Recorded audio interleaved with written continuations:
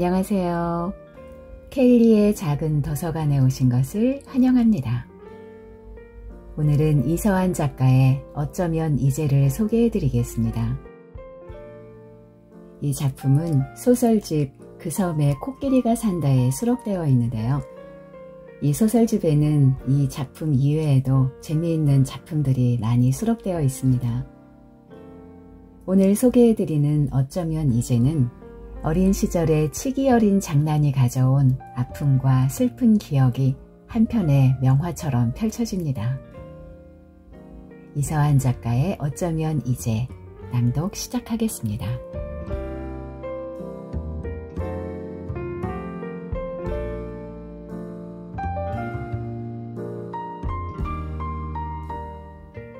(89년에) 태어난 우리를 사로잡은 건 화음이 해마다 바뀌는 컬러폰, mp3와 스타크래프트, 피파였다.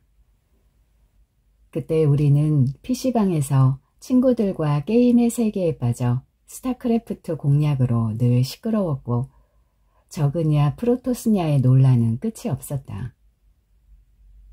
점심시간엔 피파에서 하는 개인기를 선보이느라 다리가 부러지기도 했다. 학교 수업이 끝나면 PC방으로 무조건 뛰어갔다. 제일 늦게 도착하는 놈이 돈을 내는 거였다. 1시간에 800원. 눈을 떴다 하면 새로운 기계와 게임이 나를 유혹했다. 밤마다 몰래 컴퓨터에서 숨죽이며 만나는 예쁜 여자들도 나를 사로잡았으나 교실에 발을 디디자마자 새로운 기기를 가진 친구에게 달려가는 짜릿함은 더더욱 신선했다. 나는 지극히 평범한 대한민국의 중학생이었다.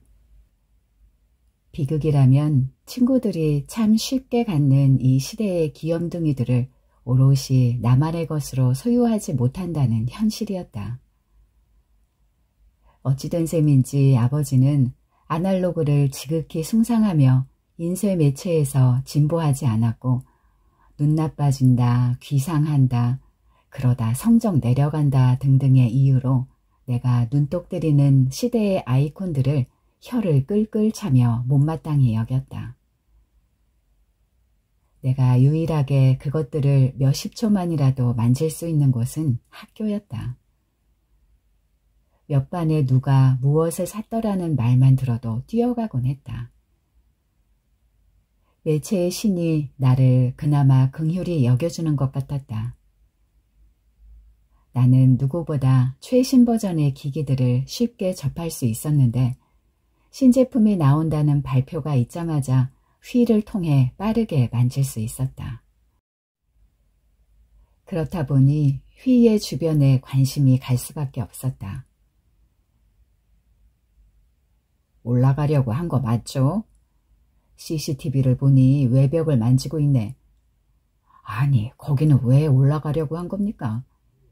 울타리 입구에 경고문 못 보셨어요? 밤이라 보지 못했습니다. 밤이고 낮이고 간에 첨성대는 국보급 문화재라고요. 문화재 훼손죄가 얼마나 무서운지 모르는가 보군요. 경찰관의 거듭된 질문에 내 정신은 바야흐로 조금씩 돌아왔다. 누군가를 떠올리자마자 나도 모르게 발걸음이 첨성대까지 이르렀어요. 하고 말하기는 적절치 않았다. 소도시의 파출소는 지방이 주는 한가로운 분위기만큼 여유가 있어 보였다. 새벽이라서 그럴까? 2명의 순경이 번갈아 하품을 해대며 근무 시간을 버티고 있었다.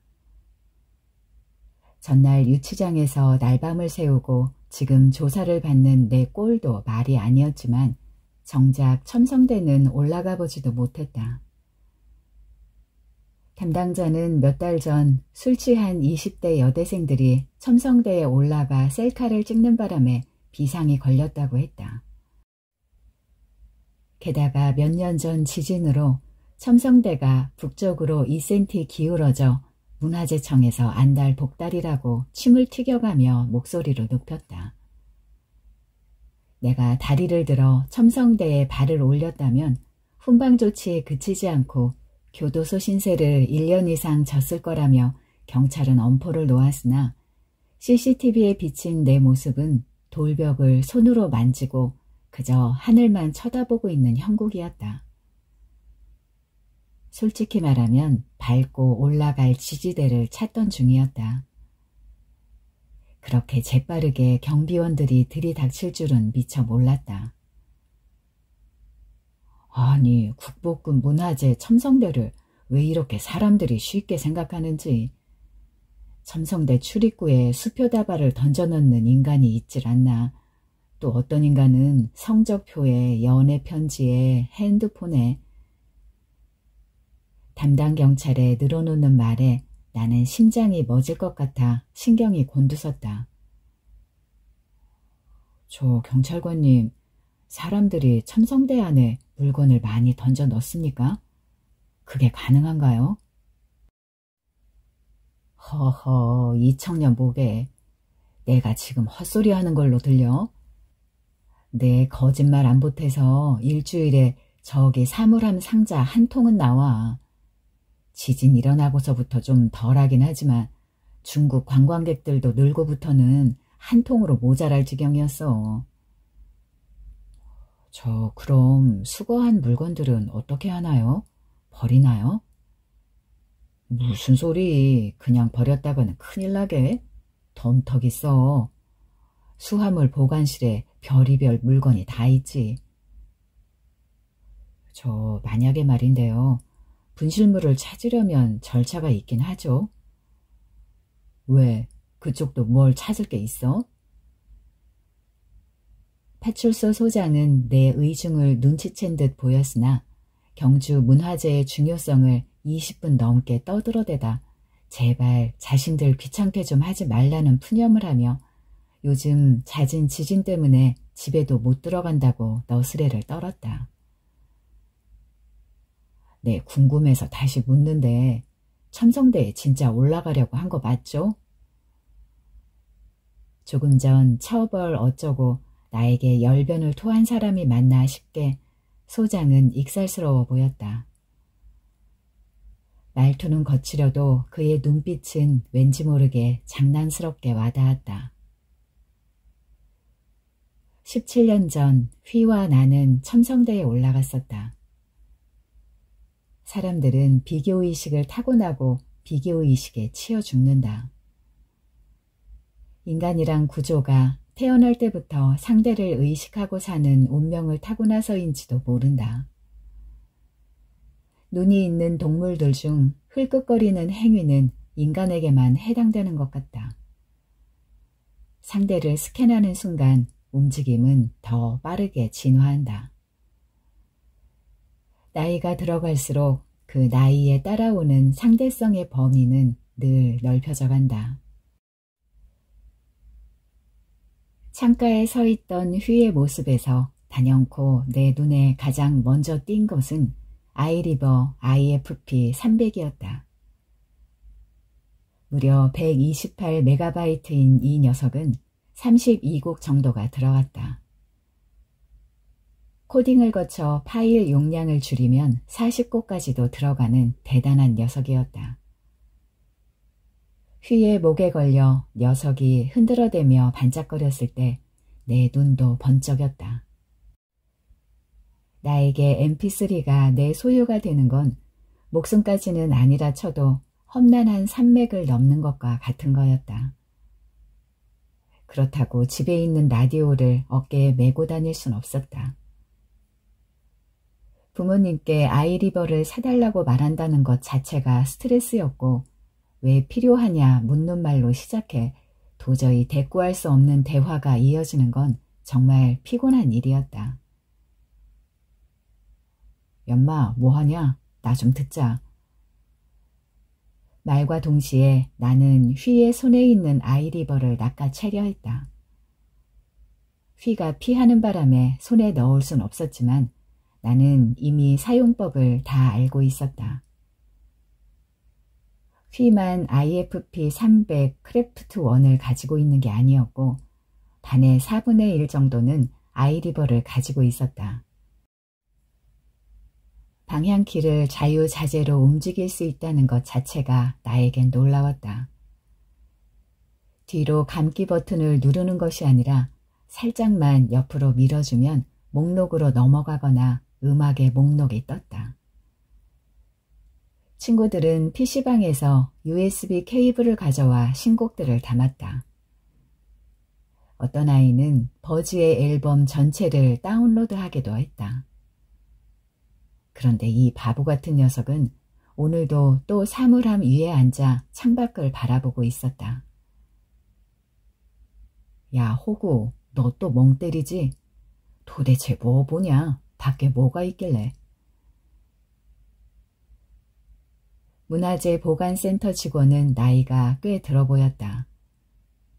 첨성대 속에 집어넣은 물건을 찾으러 오는 사람이 간혹 있지만 지금은 문화재 위반법이 강화돼 찾으러 오면 벌금을 물어야 한다고 했다.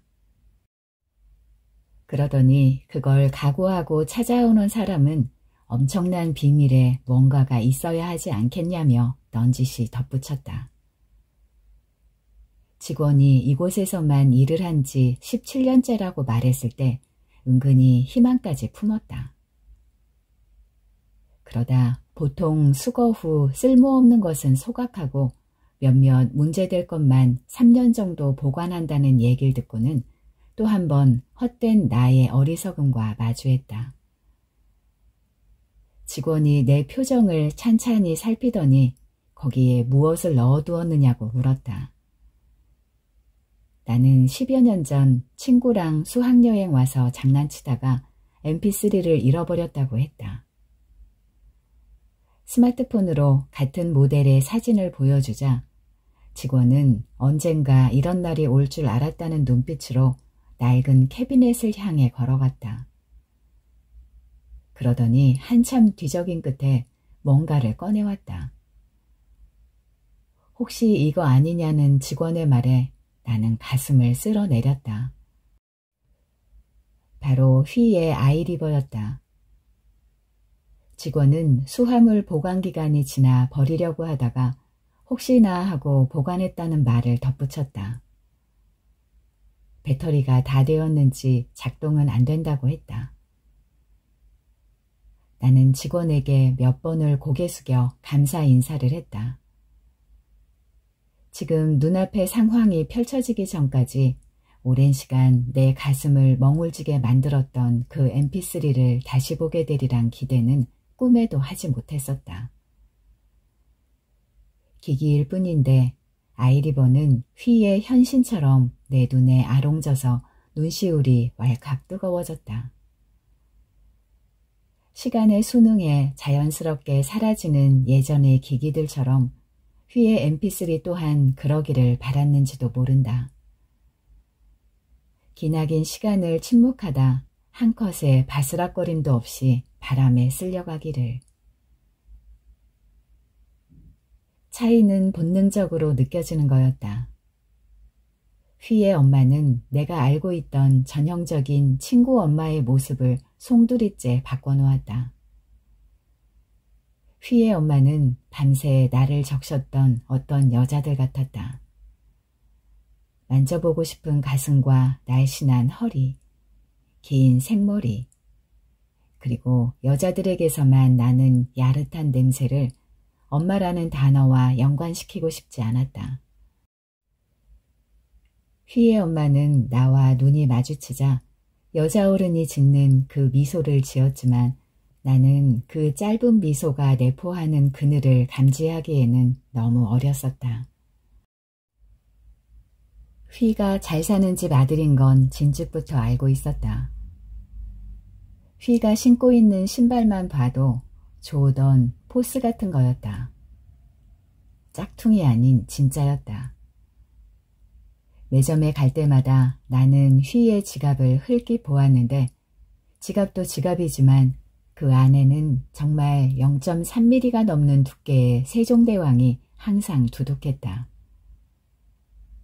그뿐이 아니었다. 단순히 잘 사는 기준을 능가했다.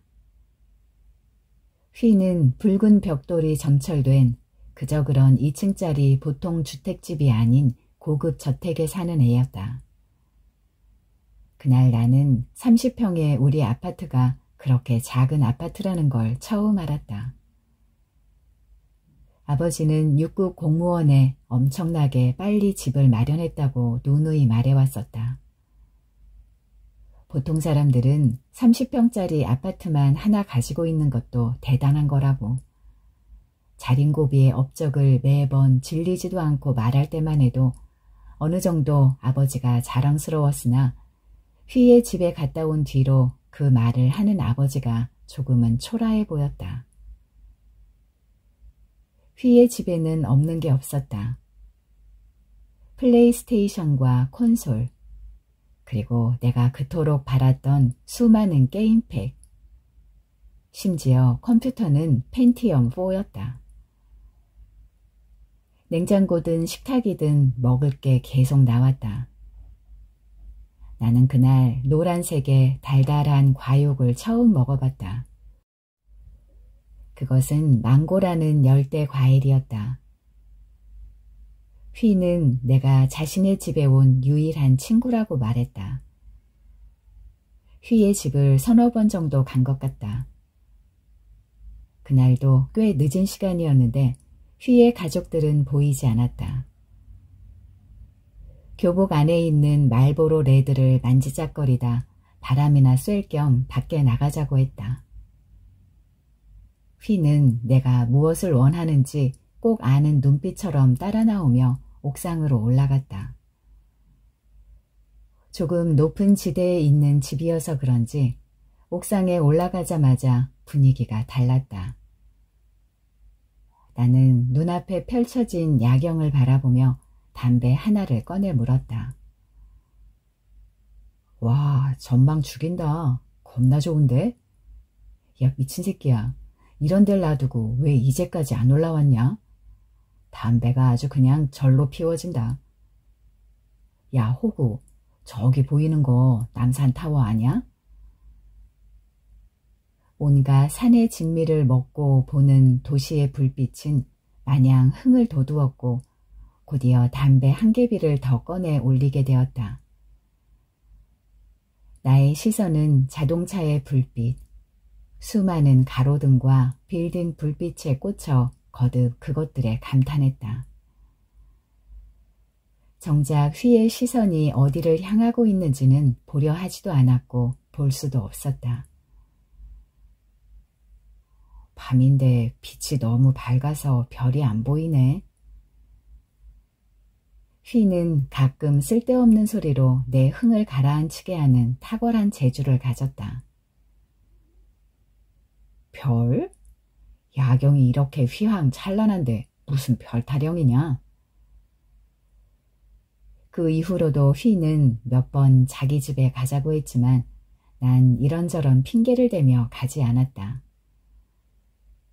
휘와 있는 건 좋았다. 휘를 둘러싼 모든 것들이 내가 가졌다고 자부한 것들을 흔들어 놓았다. 더구나 많이 소유하고도 휘에 놀라지 않는 여유로움은 내 꼴을 한없이 쪼그라들게 했다. 20대의 마지막 면접이었다. 엄마 말대로 이번에 안 되면 그렇게 하기 싫은 공무원 시험을 봐야 할지도 몰랐다. 엄마는 시대가 변하더라도 공무원만큼 안정된 직장이 없다고 하지만 나는 아버지의 인생을 답습하고 싶지는 않았다. 별 변화 없이 아니면 어떠한 흔들림도 없이 퇴직 후에도 연금으로 생활할 수 있을 테지만 사람은 주어진 시간을 끝까지 살아봐야 한다. 안정된 미래는 아무에게나 허락된 게 아니란 걸 아버지만 봐도 알 수 있었다. 몇 장의 서류를 들춰보던 면접관은 토익 점수가 높으니 영어로 질의하길 요청했다. 돈이 없는 사람은 총알이 한 발밖에 없다. 그렇기 때문에 전력을 다해서 신중히 쏴야 한다. 그 총알을 쏘고 나면 다시 쏘려 해도 소진이 되어 일어날 힘이 없다. 알라딘의 지니처럼 소원을 들어주는 마법사가 없이는 물이 계속 차오르는 물독은 불가능했다. 흙수저로 태어나 근근히 살아가는 처지에 왜 대기업에 들어와 더 힘들게 살려고 하는 거야? 하며 한 면접관이 옆에 면접관에게 속삭이듯 말했다. 순전히 내 느낌에 잘못 들은 거로 생각하고 싶었지만 같이 면접 보는 여자의 조소가 내 눈동자 범위에 들어왔다. 부모로부터 부와 풍족함을 대물림받은 사람들. 옆에 여자도 그래 보였다. 이 면접에서 떨어지면 이 여자는 분명 머리도 식힐 겸 여행이나 갔다 오자 하고 훌쩍 배낭여행을 떠날 것이다. 그러곤 다시 시작이라는 말과 함께 고급스러운 음식과 호텔 풍경들을 인스타에 올릴 것이다. 내 몇 년 적금과 맞먹을 사진 몇 장들이 지금의 나를 아래로 내리끌었다. 대학 졸업하고 무엇을 했습니까?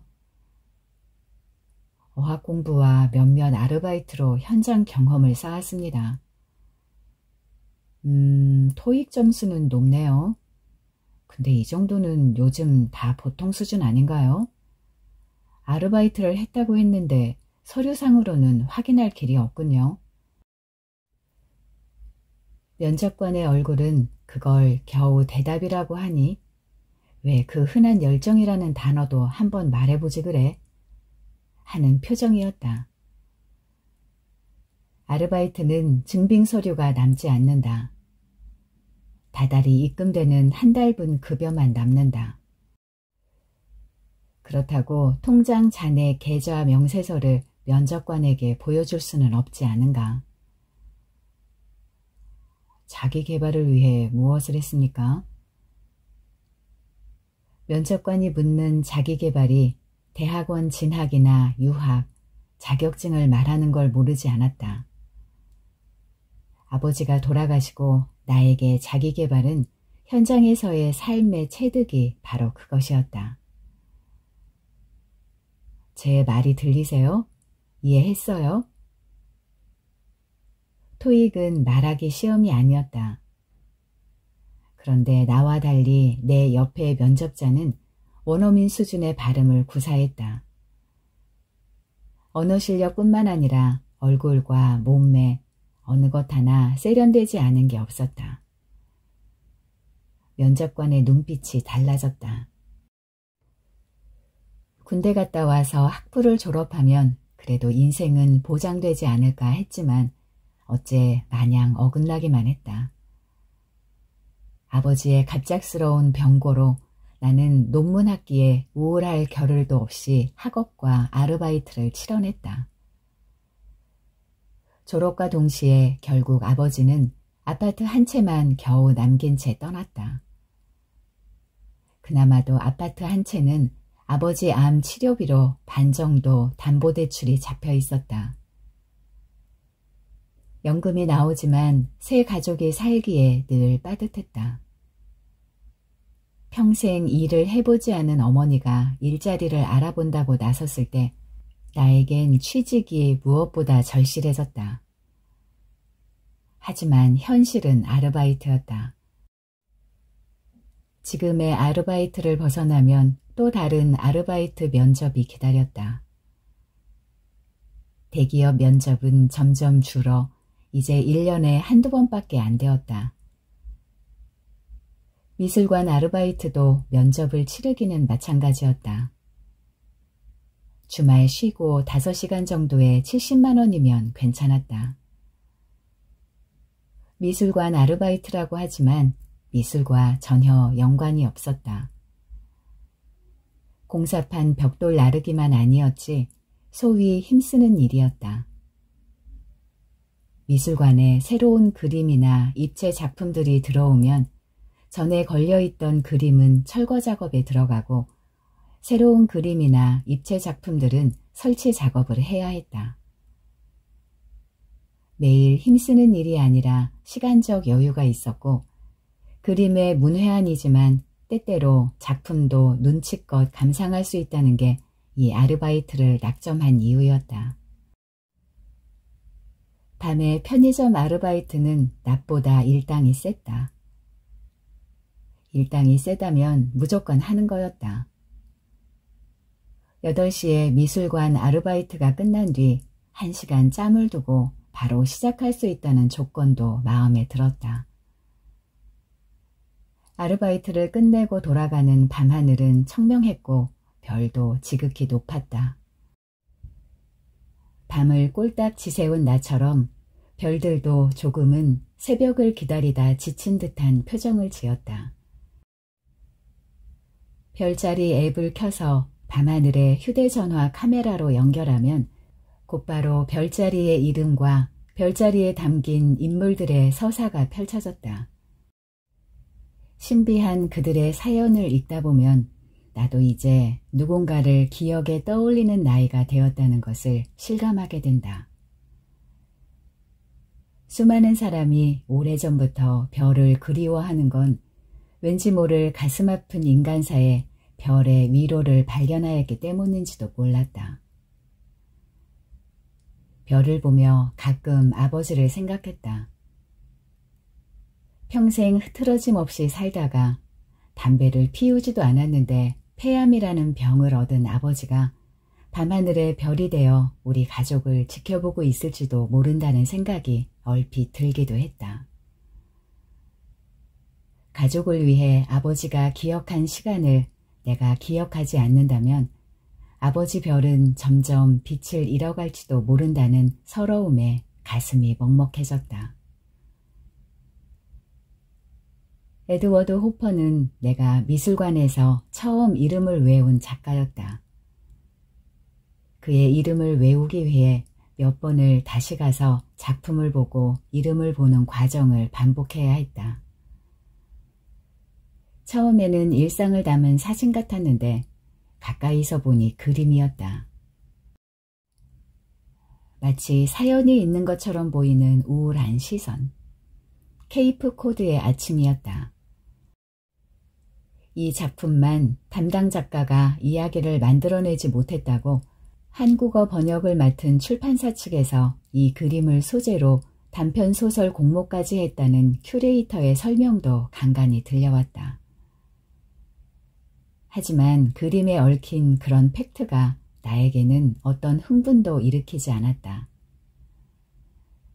나는 다만 창가에서 풍경을 바라보는 여자의 모습에서 불현듯 누군가를 떠올렸을 뿐이었다.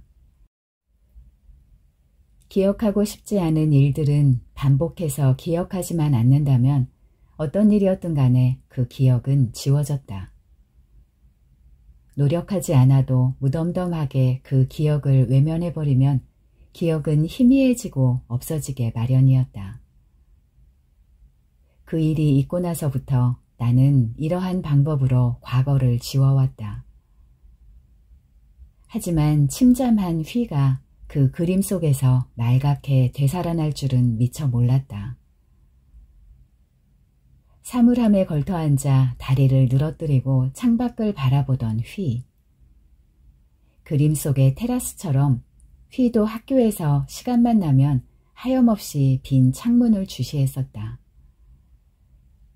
닮은 점이 있다면 그림 속의 여인도 휘처럼 행복해 보이지 않았다는 것이다. 눈꺼풀이 아예 없었다는 듯이 눈을 거의 깜빡거리지 않는 것 같았고 그냥 멍 때리듯 쳐다만 보고 있었다. 휘의 표정이 딱 저랬다. 나는 휘가 잠깐씩 넋을 놓을 때마다 정신 차리라며 뒤통수를 쳤었다. 소울리스처럼 그의 시선은 친구놈들과의 대화 맥을 끊어놓기 일쑤였다. 그런데 어이없게도 미술관에서 나와 비슷한 시기에 일을 시작한 Y가 내게 말을 했다. 넉나간 표정으로 있는 나를 자주 본다고. 휘는 중2 때부터 멍 때리고 있길 잘했다. 아니, 그 전부터 그랬을지도 몰랐다. 그림 그리기를 좋아했지만 법의학자가 꿈이었던 휘는 특목고로 진학했다. 멍 때리는 현상은 삶의 누적으로 자연스럽게 생긴 게 아니었다. 어떤 사람은 나이가 들어도 별다른 그런 표시 없이 사는 사람이 더 많았다. 아침에 일어나 전경을 바라보는 케이프 코드의 여인은 밤새 들어오지 않는 누군가를 기다리다 지친 것인지, 아니면 현실과 이상의 경계에서 창밖만 바라볼 수밖에 없어 그러는 것인지, 아니면 지금 창밖을 보는 자기 자신을 누군가 간절히 바라봐 주기를 원하는 것인지도 모를 일이었다. 가벼운 장난이었다. 심심하던 참이었다. 그때는 왜 그랬을까? 무료함이 제일 견뎌내기 힘들었다. 잠시라도 가만히 있으면 몸이 근질근질했다.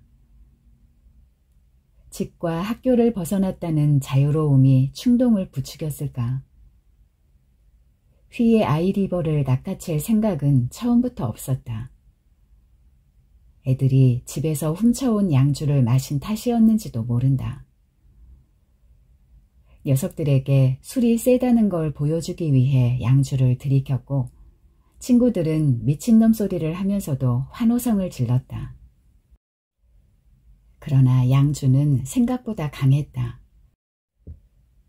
소위 어른들이 말하던 알딸딸한 기분과 몸이 내 몸이 아닌 것 같은 흐름이 이어졌다.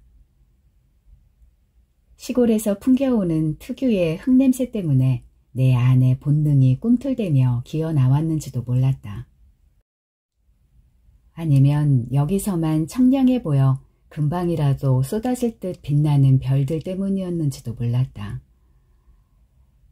한껏 들떠오르는 기분과 취기가 나를 덮었고, 높은 곳에서 주위를 살펴보는 멋에 빠진 나는 한층 고무되었다.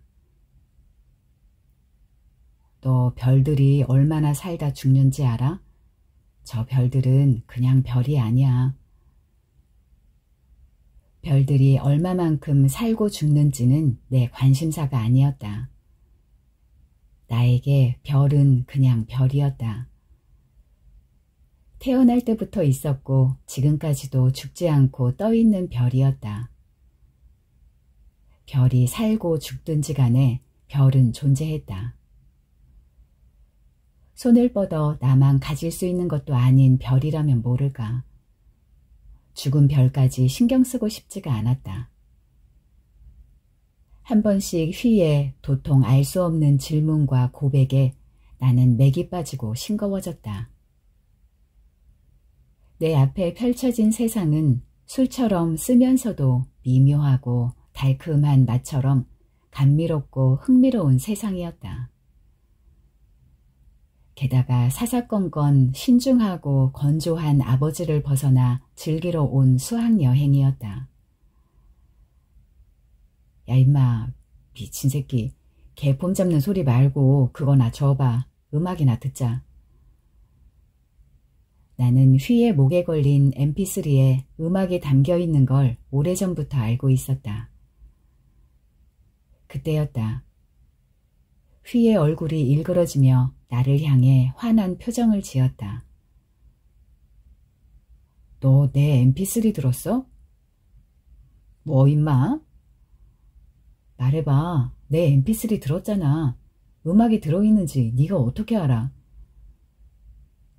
별것도 아닌 일로 화를 내는 휘의 얼굴에 나는 괜히 성질이 솟구쳤다. 딱히 뭐라고 표현해야 할까? 비교의식에 시달린 내 초라한 자아상이 만들어낸 열등의식과 피해의식의 총체가 휘를 향해 되받아친 것이었는지도. 그래 들었다. 씨발 어쩔래? 휘는 갑자기 내 멱살을 쥐고 흔들었고 성질이 뻗친 나는 아이리버를 낚아챘다. 줘. 안 주면 너 진짜 죽여버린다 새끼야. 죽여라 죽여. 이 새끼야 그까짓 게 뭐라고. 씨발 생색내냐? 나는 오른쪽 팔을 한껏 뻗어 첨성대 너머 숲을 향해 냅다 던져버렸다. 은색의 물체가 어둠을 향해 날아가자 휘는 소스라치며 비명을 질러댔다.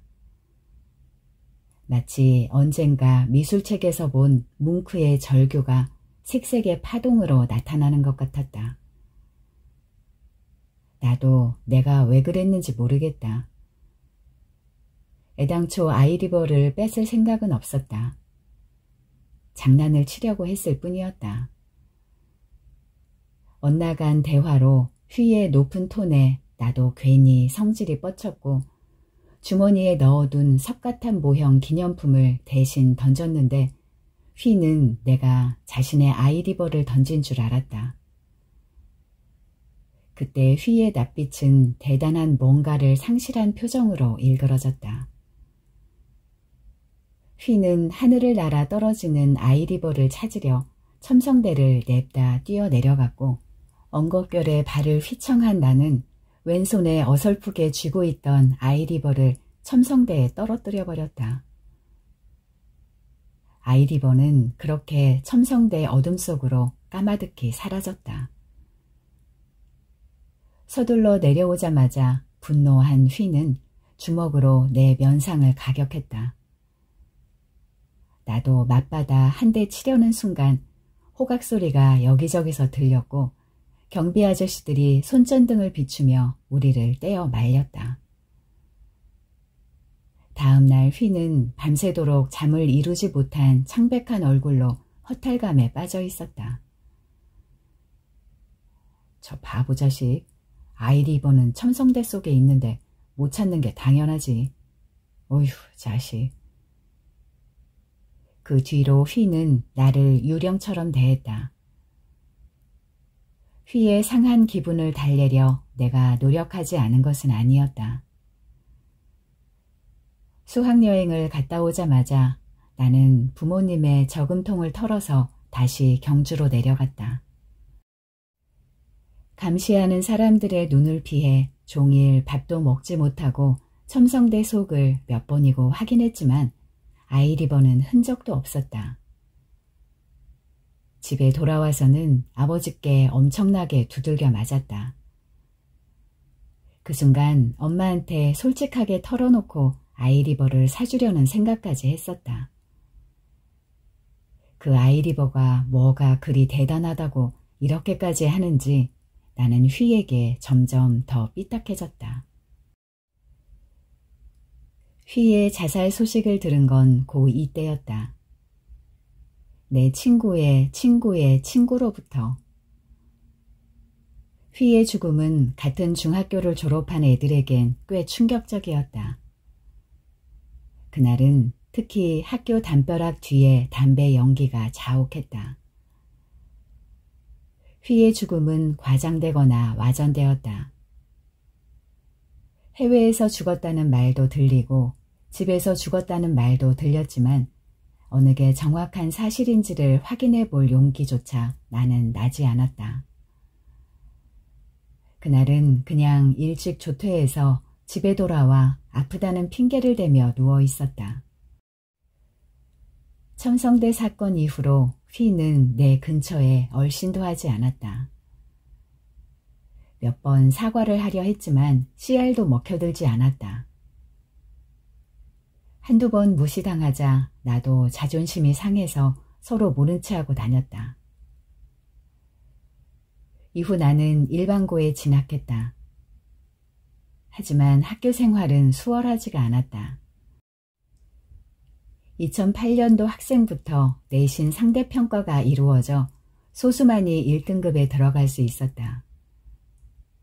내신뿐만 아니라 정시와 논술, 죽음의 트라이앵글 세대로 부각되었다. 대학 입시 준비로 학교와 학원을 전전하던 나는 휘의 소식을 듣고 흘려버리려 애썼다. 사실 공감하고 싶지 않았다. 뭐가 부족해서 죽었나 하였다. 휘의 아버지는 중견기업의 회장이었고 집에는 없는 게 없었다. 이 입시 지옥을 뚫지 못하면 유학이라도 갈 수 있는 집안이었다. 흔히들 부러워하는 드라마 속 돈 있는 사람들처럼 말이다. 어느 날 학교 운영위원회에 갔다 온 엄마가 휘를 아느냐고 물었다. 그냥 같은 중학교 얼굴만 아는 애였어. 걔가 왜? 친엄마가 중1 때 사고로 세상을 떠났다는데 그 애도 스스로 목숨을 끊었다는 말을 전해 들었다고 했다. 나는 묵묵히 하루를 살기 위해 밥을 꾹꾹 집어 삼켰다. 발걸음이 왜 첨성대로 향했는지 나도 모를 일이었다. 술을 몇 잔 걸친 탓이었는지도 모른다. 그날 그것을 떨어뜨렸을 때 바로 첨성대를 찾지 못했다는 허접한 변명이 있었지만 mp3를 찾아서 휘에게 돌려주려던 마음만은 진심이었다. 하지만 내 의도와는 달리 휘의 오해는 깊어졌고 나도 친구와의 의리보다 물건 하나 때문에 몇 년간 쌓은 우정을 내팽개친 휘에게 굳이 그것을 찾아주고자 할 필요를 못 느꼈다. 하지만 우정을 저버릴 만큼 휘에게 그토록 큰 의미였던 아이리버를 첨성대 깊은 곳에 남겨둔 미안함이 내 내리에 깊게 자리 잡고 있었던 것인지도 몰랐다. 그것도 아니라면 어쩌면 이제 휘의 죽음을 마주할 나이가 되었는지도 모르겠다. 호퍼의 그림을 본 탓도 있었다. 창밖을 바라보는 휘의 멍 때리는 습관은 그 당시 나에게 그저 눈앞에 스치는 현상이었지만 한 차원 너머의 그의 시선에 관심을 두기에 나는 내 밖으로만 눈이 가던 시기였다. 현실에서 일어나는 이해 불가는 퇴적층처럼 쌓이고 쌓여 언젠가부터 심층적 거리를 만들었다. 나에게 멍 때리는 습관이 생기게 되기까지. 중3 때 미술 시간이었다. 수행평가로 화가와 화가의 작품을 10분 정도 설명하는 시간이 주어졌다. 번호에 따라서 순차적으로 2명씩 발표했는데 선생님은 진지하게 준비하지 않는 학생들은 점수가 없을 거라고 했다. 그럼에도 불구하고 나와 친구들은 서슴없이 누드 작품을 찾아냈다. 다양한 신체의 누드 그림들이 지나갈 때마다 아이들은 책상을 두드리며 함성을 질렀고 인기와 달리 선생님의 표정을 보자 점수는 포기해야 했다. 드디어 휘의 차례가 되었다. 휘는 불을 끄고 커튼을 쳐달라고 부탁했다. 휘의 표정은 멍 때리던 때와는 달리 굉장히 차분해 보였고 초점이 있었다. 그의 시선에서 누드 그림이 나올 리가 없다는 걸 우리는 본능적으로 깨닫고 책상에 엎드려 잘 준비를 하거나 책상 밑으로 핸드폰을 넣어 붕어빵 타이쿤을 했다. 휘는 빔으로 고흐의 별이 빛나는 밤을 띄웠다. 저는 빈센트 반 고흐란 화가를 선택했습니다. 고흐는 휘의 지겨운 설명은 곧 어두워진 교실과 함께 마냥 잠자기 편한 분위기를 만들었다. 나 역시 한쪽으로 턱을 괴고는 별로 집중하지 않았다. 시간이 몇 분을 채워갈 때쯤 휘는 마무리하듯 말했다. 이 그림을 보고 있으면 별들이 마치 돌고 있는 것처럼 느껴집니다. 마을의 불빛들은 건물 안에 갇혀 있어요. 하지만 별들은 끊임없이 움직이며 밤하늘을 밝히고 있습니다. 이것을 보면서 저는 고흐가 밤마다 별들의 자리를 그린 거라고 생각했습니다. 오늘 밤과 내일 밤의 별들 자리는 달라지니까요. 아마도 고흐는 별들의 수고한 걸음을 잊지 않기 위해서 밤의 처음과 끝을, 하룻밤과 또 다른 하룻밤들을 별들로 이은 건지도 모르겠습니다. 우연이라고 흘려보내기에는 시간의 바퀴들이 너무도 맞아떨어졌다. 마치 모스 부호처럼 끊임없이 휘는 나를 향해 신호를 보내고 있었던 것일까. 고분으로 이어진 길을 따라 멈춰선 곳은 첨성대 근처였다. 문화재 관리 직원은 작동이 안 될 거라고 했지만 아마도 배터리인 건전지가 수명을 다한 탓일 수도 있을 것 같았다. 편의점에서 아이리버에 넣을 건전지를 샀다. 그러고 보니 건전지를 사본 것도 참 오랜만이었다. 저 멀리에서 황금빛으로 범벅된 첨성대의 형상이 보였다. 현란한 조명빛에 애돌린 첨성대는 17년 전과는 꽤 낯설게 다가왔다. 첨성대에 올라가면 지나간 시간의 자취를 조금은 찾으리라는 기대가 무턱대고 올라가게 했는지도 몰랐다.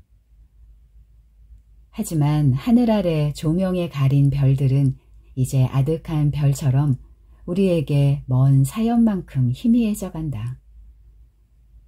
별은 빛나야 별인데 언젠가 사람들은 지상의 별들에 파묻혀 하늘의 별들을 잊을 날이 올 것 같아 씁쓸해졌다.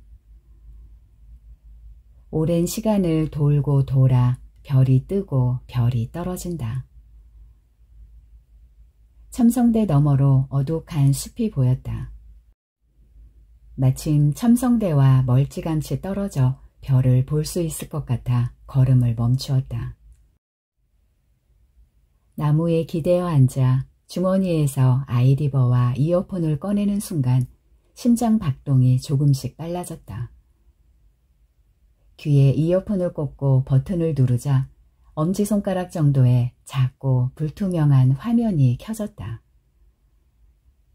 고장이 아니라는 안도감으로 두 눈에는 나도 모르게 눈물이 그렁거렸다.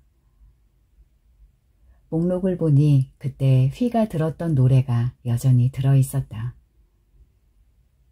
재생 버튼을 누르기만 하면 되었지만 방향키를 옆으로 밀어 다른 파일 목록에 노래가 있나 살펴보았다. 지금 생각해봐도 참 신기한 녀석이었다. 몇 곡 정도는 더 넣었어도 되지 않은가? 어떻게 딱 한 곡만 들어있을 수가 있나? 재생 버튼을 지그시 눌렀다. 17년 동안 잃어버렸다 찾은 돈 맥클린의 빈센트가 귀를 뚫고 밤하늘로 울려 퍼졌다. 체육 시간에 휘 몰래 훔쳐듣던 바로 그 곡이었다. 곡이 끝난 그때였다. 녹음 파일 폴더가 눈에 들어왔다. 하나의 파일이 폴더에 담겨 있었고 휘의 분노한 표정이 다시금 떠올랐다. 10여 년 전엔 듣지 못했던 지직거림이 나무 사이로 불어오는 바람을 잠재우고 있었다. 엄마가 세상에서 제일 사랑하는 휘야, 생일 축하해. 우리 아들이 어느새 중학생이 되었네. 어때? 엄마 선물 마음에 들어? 이 아이리버 진짜 대단해. 노래도 넣을 수 있고 이렇게 녹음도 되네. 엄마 애창곡을 넣어놓았으니까 이따가 꼭 들어봐. 사랑해 휘야. 먹먹해진 가슴을 안고 이어폰을 뺀 나는 다시 재생 버튼을 가만히 눌렀다. 엄마, 나 친구 생겼어. 강태영. 재밌는 녀석이야. 녀석과 함께 있으면 왠지 마음이 즐겁고 편안해져. 나 태영이가 참 좋아. 휘의 거듭된 목소리가 흐느끼는 울먹임에 젖어 짙푸른 밤하늘로 처량하게 퍼져나갔다. 어둠이 삼킨 나무 아래에 또 하나의 별이 그렇게 만들어지고 있었다.